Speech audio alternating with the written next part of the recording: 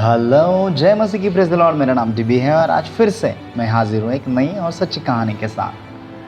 कल आपने आदम और हवा की कहानी सुनी और आज की कहानी है कैन और हाबिल की कहानी। So let's get started. जब परमेश्वर ने आदम और हवा को अदन की वाटिका से निकाल दिया था तो वे दोनों वाटिका से बाहर जाकर रहने लगे। उसके बाद आदम हवा के पास जाता है और हवा गर्भवती होती है और अपने पहले बेटे कैन को जन्म देती है। और कुछ समय बाद आदम फिर से हवा के पास जाता है और हवा फिर से गर्भवती होकर अपने दूसरे बेटे हाबिल को जन्म देती है। कैन खेती करता है और हाबिल भेड़ बकरियों को चराता है। कुछ दिनों के बाद कैन और हाबिल परमेश्वर के पास अपनी अपनी भेंट लेकर आते हैं। कैन अपनी खेती की फसल से कुछ भेंट लाता है तो हाबिल अपनी भेड़ बकरियों में से एक पहला बच्चा लेकर आता है। परमेश्वर हाबिल की भेंट को ग्रहण करते हैं पर कैन की भेंट को ग्रहण नहीं करते।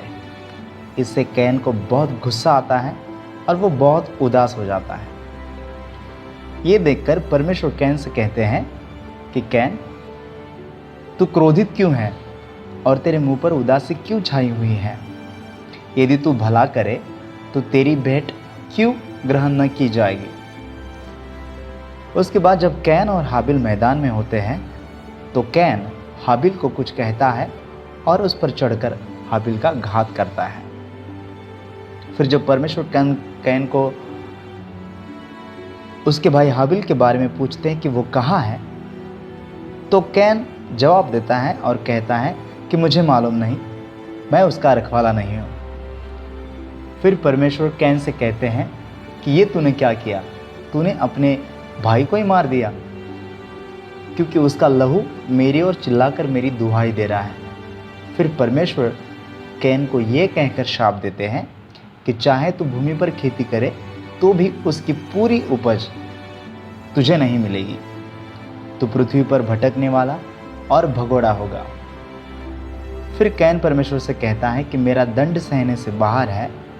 तो फिर परमेश्वर एक चिन्ह ठहराकर कैन से कहता है कि जो कोई कैन को घात करेगा उससे 7 गुना बदला लिया जाएगा। और यहीं पर आज की कहानी खत्म होती है। हम कल फिर मिलेंगे एक ऐसी नई और सच्ची कहानी के साथ। और हाँ, अगर आपको कहानी पसंद आती है तो आप ज़रूर लाइक करें, इसे शेयर करें। कल मिलते हैं। Till then, bye bye, take care, God bless you.